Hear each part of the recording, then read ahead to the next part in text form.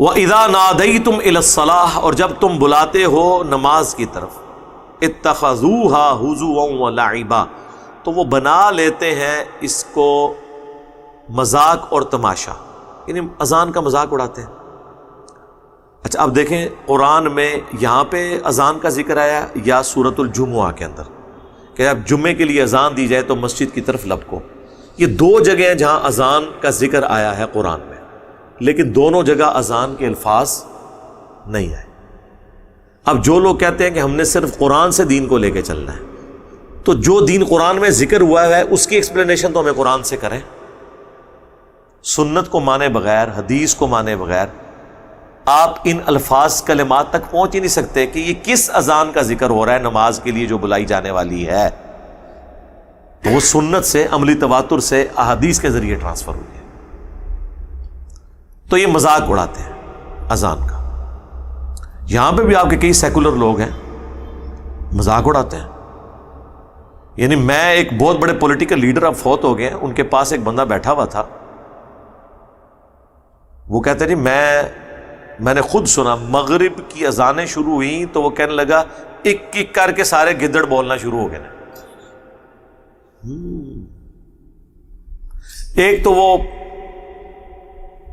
بے نظیر بھٹو نے کہا تھا نا، وہ اس بیچاری کو تو الفاظ کا چناؤ کا نہیں پتا تھا نا، اس کو اردو آتی نہیں تھی، اذان بج رہا ہے تو لوگوں نے اس کا مذاق اڑایا۔ وہ اس کو کیا پتا کہ مطلب اس الفاظ کیا، وہ اس نے مذاق کی نیت سے یہ بات نہیں کی تھی۔ لیکن یہ اس طرح کے مذاق اڑانے والے ہیں۔ آپ کے ex prime minister Nawaz Sharif صاحب خود کہہ رہے ہیں کہ جب میں نے شریعت بل کی بات کی تو میرے اپنی کیبنٹ میں ایک بندہ تھا کہ آپ کس شریعت کی بات کرتے ہیں جس میں محمد جو ہے وہ ڈکٹیٹر تھے، نعوذ باللہ۔ وہ پھر بڑا آپ کو پتہ ہے ہنگامہ کھڑا ہوا تھا اس وقت کہ بتائیں وہ بندہ کون ہے۔ وہ بھائی زیادہ تر اسی طریقے سے ہیں، یہ دنیا کے کتے بنے ہوئے ہیں، ان کا ریلیجن سے کوئی لینا دینا نہیں ہوتا۔ تو یہ آج بھی مسلمانوں میں بھی موجود ہیں۔ لیکن آپ دیکھ لیں وہ مودی کی ویڈیو چڑھی ہوئی ہے، اذان شروع ہوئی ہے، اس نے اپنی تقریر روک دی ہے، اذان پوری سنی ہے۔ اب تو یہ کل پرسوں میں نے جرمنی کی خبر آئی ہے جہاں پہ انہوں نے اوپنلی ایک جمعے کی اذان کی اوپنلی اجازت دے دی ہے۔ Freedom of expression. کئی سال ہو گئے ہیں کہ ایک بوڑھا، اس کی ویڈیو بھی سلیم صافی صاحب نے دکھائی ہے جیو کے اوپر، کئی سالوں سے وائٹ ہاؤس کے سامنے وہ 5 وقت اذان دیتا ہے، اس کے بعد اذان دینے کے بعد وہ نماز بھی پڑھتا ہے اور امریکہ کو، امریکہ کی پالیسیز کو، ان کے پریزیڈنٹ کو گالیاں بھی دیتا ہے۔ وہ مصری ہے، نہیں ہٹا رہے۔ ادھر جناب آپ چھوٹی سی بات کر دیں، آپ کے گھر نیب پہنچ جاتی ہے، ایف آئی اے پہنچ جاتی ہے۔ یہ فرق ہے جی، حوصلہ دیکھیں آپ، تو کیا فرق پڑتا ہے۔ تو میں سمجھتا ہوں آج ہمیں جو فریڈم آف ایکسپریشن یورپ اور امریکہ میں ہے، ہمیں اس حوالے سے شکر گزار ہونا چاہیے ان قوموں کا۔ آج ذرا آپ ایک لمحے کے لیے سوچیں، یہ یوٹیوب انہوں نے ہمیں دی ہے نا، یہ انٹرنیٹ انہوں نے ہمیں دیا ہے نا۔ آج جو ہم اتنے فخر سے کہہ رہے ہیں کہ ہم نے یعنی دنیا تل پٹ کر کے رکھ دی ہے، عقائد و نظریات کی خرابیاں لوگوں کی دور ہو کے ٹرو ریلیجن کی طرف لوگ آ گئے ہیں، تو اس میں مسلمانوں کی کون سی کنٹریبیوشن ہے؟ یہ صرف ٹرینیں روک سکتے ہیں، چلتی ٹرین کو روک سکتے ہیں، نگاہ مار کے یہ جو ہے وہ شہروں کے شہر کو آگ لگا سکتے ہیں۔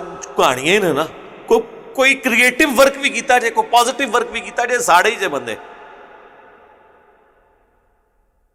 تو میں وہ اکثر مسند احمد کی مجھے حدیث یاد آ جاتی ہے جو مشکات میں بھی موجود ہے، پہلی جلد کے اندر ہی، کہ قیامت اس وقت تک قائم نہیں ہوگی جب تک کہ دنیا کے ہر گھر میں میرا پیغام نہ پہنچ جائے اور لوگ چاہتے ہوئے یا نہ چاہتے ہوئے اس دعوت کو قبول نہ کر لیں۔